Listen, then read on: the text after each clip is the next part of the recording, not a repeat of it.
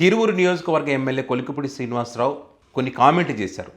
ఆ కామెంట్లు పెట్టి డిలీట్ చేశారని చెప్పి ఎవరు వాళ్ళకు అనుకూలంగా ఉండేటువంటి పత్రికల్లో వాళ్ళకు అనుకూలంగా ఉండేటువంటి వాళ్ళకి సపోర్ట్గా మాట్లాడేటువంటి వాళ్ళు విశ్లేషణలు చేస్తూ ఉన్నారు. దాని గురించి చర్చ పెడతా ఉన్నారు. మీ అందరికీ తెలుసు కొలికపూడి శ్రీనివాసరావు ఎమ్మెల్యేగా గెలవక ముందు నుంచి కూడా వివాదాస్పదంగా మాట్లాడేటువంటి వ్యక్తి.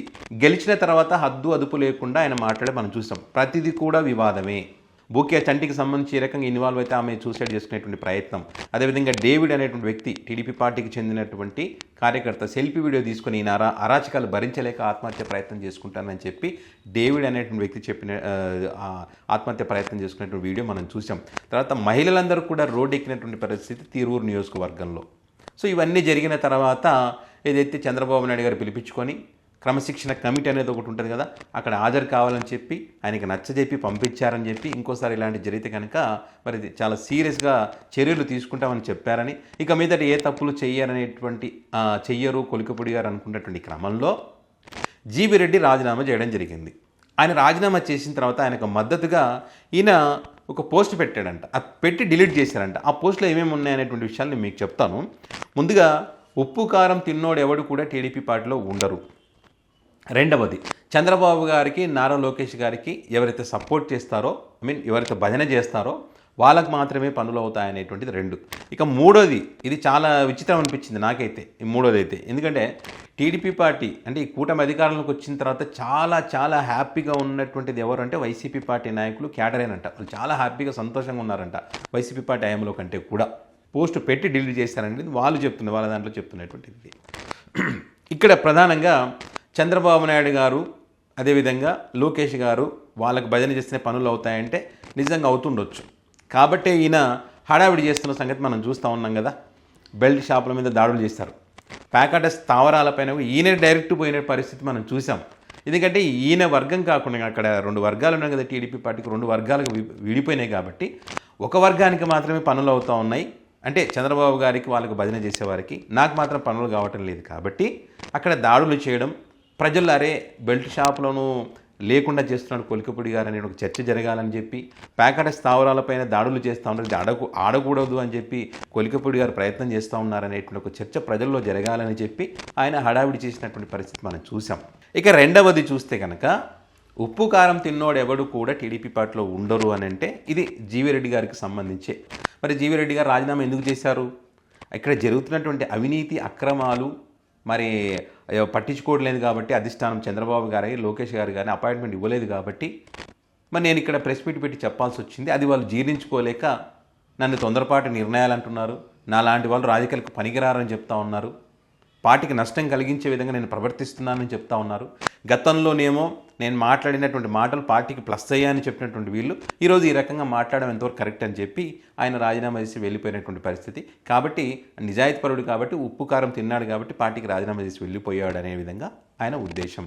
అంటే ఇప్పుడు పార్టీలో ఉన్న వాళ్ళందరూ ఉప్పు కారం తినని వాళ్ళ, రోషం లేని వాళ్ళ. ఈవెన్ కొలికపూడి శ్రీనివాస్ కూడా ఇప్పటికీ పార్టీలోనే ఉన్నారు కదా.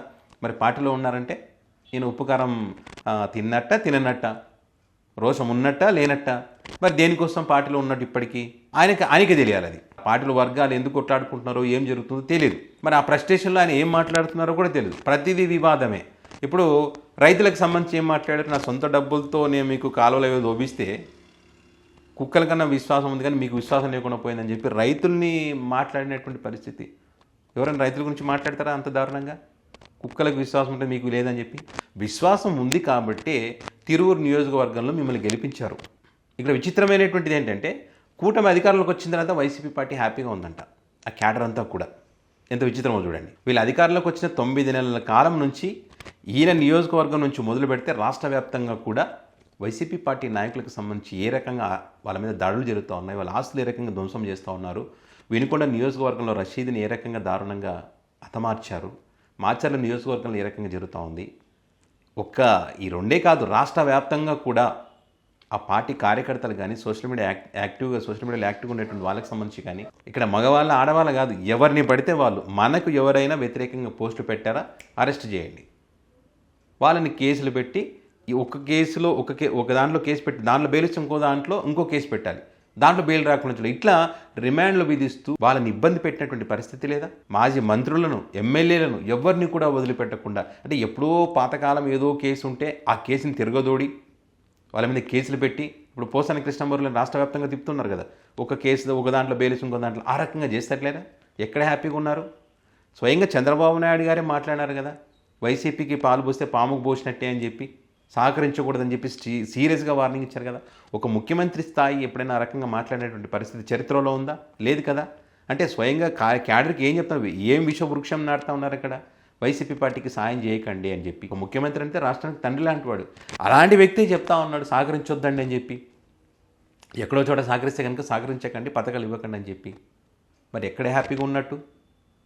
ఇది ఎట్లా అంటే, వైసీపీ పార్టీని కానీ జగన్ని కానీ తిడితే మనకు మన తప్పులన్నీ కూడా పక్కకు పోయి వైసీపీ పార్టీని తిడతా ఉన్నారు, జగన్ గారిని తిడతా ఉన్నారు, కాబట్టి ఈయన గురించి మనం ఏం మాట్లాడకూడదని చెప్పి తన తప్పులు పట్టించుకోకుండా ఉంటారు, తనను పార్టీని సస్పెండ్ చేయాల్సిన పరిస్థితి చెయ్యరు అనేటువంటి ఒక అభిప్రాయంతో, ఒక ఉద్దేశంతో మాట్లాడినట్టుగానే అనిపిస్తుంది తప్పితే, ఇక్కడ మీ గుండెల మీద చేసుకొని చెప్పండి, నిజంగానే ఈ కూటమి వచ్చిన తర్వాత వైసీపీ పార్టీ నాయకులు హ్యాపీగా ఉన్నారంటే చెప్పండి. తెల్లారితే ఏం అరెస్టు జరుగుతుందో, ఎవరిని అరెస్ట్ చేస్తారో తెలియదు. క్యాడరు కానీ వీళ్ళు కానీ అందరూ అదే రకమైనటువంటి పరిస్థితి. అరెస్టు. ఈ అరెస్టు గురించే ఉంది తప్పితే ప్రజలకు సేవ చేసే దాని గురించి ఎక్కడ ఉంది? మీరేమో నాకు ఇక్కడ ప్రాముఖ్యత లభించట్లేదు, నన్ను పట్టించుకోవట్లేదు, నాకు ఆర్థిక వనరులు లేవు, సంపాదించుకునే ఛాన్స్ లేదని చెప్పి మీ వర్గం, మీ పార్టీలో మీ రెండు వర్గాలు మీరు కొట్లాట దాని గురించి జరుగుతుంది. ప్రజల కోసం ఎవడు ఆలోచించాడు? ఆలోచన లేదు. ప్రజల గురించి ధ్యాసని ఎవరికీ లేదు. పైగా మళ్ళీ ఈ రకంగా మాట్లాడడం. నిజంగా చెప్పండి, ఈ వీడియో చూసే వాళ్ళు ఎవరైనా సరే, ఈ కూటమి అధికారంలోకి వచ్చిన తర్వాత నిజాయితీగా గుండెల మీద చేసుకొని చెప్పండి, కూటమి అధికారంలోకి వచ్చిన తర్వాత వైసీపీ పార్టీ హ్యాపీగా ఉందా? వాళ్ళ క్యాడర్ హ్యాపీగా ఉన్నారా? నిజమా ఇది? నిజంగా ఉంటే కనుక చెప్పండి, పోస్ట్ చేయండి, కామెంట్ బాక్స్లో కామెంట్ చేయండి. నిజంగా ఉన్నారన్నా మా నియోజకవర్గంలో ఈ రకంగా ఉంది, చాలా హ్యాపీగా ఉన్నారని ఏమంటే చెప్పండి. నిజంగానే నాకు విచిత్రం అనిపించింది ఈయన ఈ మాటలు ఉంటే. సో ఇట్లా ఈయన మాట్లాడినటువంటి మాటలకు సంబంధించి మరి ఈయన వ్యవహార శైలి కరెక్ట్గా లేదని చెప్పి చంద్రబాబు నాయుడు గారు సీరియస్ అయ్యారు. మళ్ళీ ఇంకోసారి తప్పులు జరిగితే కనుక సస్పెండ్ చేస్తారు అని చెప్పి అంటున్నారు. సస్పెండ్ చేసేంత ధైర్యం చంద్రబాబు గారికి ఉందా అనేటువంటిది నా అభిప్రాయం. ఉందో లేదో, మరి సస్పెండ్ చేయగలరా? అంత దమ్ము ధైర్యం వీళ్ళకు ఉందా? మరి ఈయన ఉప్పు కారం తిన్నోడు ఎవడు పార్టీలో ఉండరని చెప్పి ఈయన చెప్తా ఉన్నారు కదా, మరి టీడీపీ పార్టీలో ఉన్నారు ఉప్పు కారం తిన్నోడు ఎవరు ఉండరని చెప్పి. మరి ఈయన మరి బయటికి వెళ్ళేంత ధైర్యం ఈయనకుందా? లేదు కదా. మరి అంత దమ్ము ధైర్యం ఉంటే బయటికి వెళ్ళమను. జీవిరెడ్డి లాగా పార్టీకి సభ్యత్వానికి రాజీనామా చేసి వెళ్తే కనుక ఖచ్చితంగా క్యాడర్ ఏమంటున్నారు, టీడీపీ క్యాడర్ అంటున్నారు తిరిగి రావాలని చెప్పి. అంటే ఆయన నిజాయితీపరుడని వాళ్ళు నమ్మారు క్యాడర్. మరి మీరు కూడా అదే రకంగా పార్టీ సభ్యత్వానికి, ఎమ్మెల్యే పదవికి రాజీనామా చేసి పోండి. క్యాడర్ కనుక మిమ్మల్ని పిలిస్తే మీరు నిజాయితీపరులు, కాదంటే లేదు. వాళ్ళు పిలవకపోతే మీరు నిజాయితీపరులు కాదన్నట్టు. మరి ఆ దమ్ము ధైర్యం మీకుందా? చేయగలరా పని? చేయండి. మళ్ళీ చేస్తారా లేదా డౌట్. ఇట్లా మాట్లాడతారు. మాటలు చాలా ఈజీ, ఎన్నైనా మాట్లాడుకోవచ్చు, కానీ అది చేతలు చూపించడం చాలా కష్టం. దానికి దమ్ము ధైర్యం ఉండాలి. ప్రజలకు ఇచ్చినటువంటి హామీలు అమలు చేసే విషయంలో కూడా దమ్ము ధైర్యం ఉండాలి. నిజాయితీగా మేము హామీ ఇచ్చాం చేస్తాం అని చెప్పి దమ్ము ధైర్యం కావాలి. అది చేస్తూ ఉన్నారా? ప్రజలకు ఇచ్చినటువంటి హామీల కోసం కొట్లాడుతున్నారా? లేదే. మీకోసం కొట్లాడుతూ ఉన్నారు, మీకు నష్టం జరుగుతుందని కొట్లాడుతూ ఉన్నారు. పైగా అవతల పార్టీ మీద నెట్టేసే ప్రయత్నం చేస్తూ ఉన్నారు. జగన్ తిట్టడం పనిగా పెట్టుకోకండి. మీ వెనక మీ పార్టీ నాయకులు, మీ వర్గాలు ఉన్నాయి కదా, మీ వెనక గోతులు తీస్తూ ఉన్నారు. మీకు అనుకూలంగా ఉండేటువంటి పత్రికలు మీ గురించి వార్తలు రాస్తూ ఉన్నాయి, సస్పెండ్ చేయాలి, తీసేయాలని చెప్పి. ఎందుకంటే మీరు మాట్లాడినటువంటి మాటలు కావచ్చు, మీరు వాళ్ళ వెనుక కుట్రలు చేస్తూ ఉన్నారని చెప్పి వాళ్ళు ఏదైతే చెప్తా ఉన్నారో అది కారణాలు అనేకం కావచ్చు. అది చూసుకోండి. మీరు అది చూసుకుంటే ఎంతో కొంత మీకు నష్టం జరగకుండా ఉంటుంది. అది వదిలేసి జగన్ని టార్గెట్ చేస్తే అంటే మాత్రం ఖచ్చితంగా మీకు చాలా పెద్ద నష్టం జరుగుతుంది. ఇప్పుడు చూస్తున్నాం కదా ఏ రకంగా నష్టం జరుగుతూ ఉంది. ఇప్పుడు కిరణ్ రాయలు ఏ రకంగా అయితే కామెంట్ చేశారో ఆయన రాజకీయ జీవితం ఏ రకంగా అయిపోయిందో మనం చూస్తాం కదా.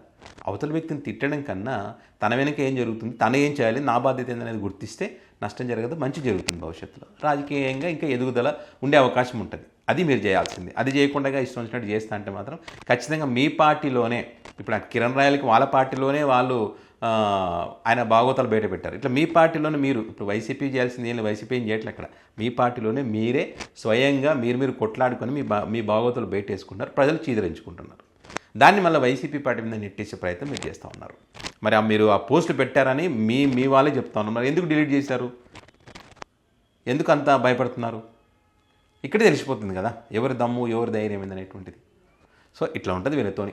సో ఏదేమైనా ఈ వీడియోకి సంబంధించి మీ అభిప్రాయాన్ని కామెంట్ రూపంలో పెట్టండి.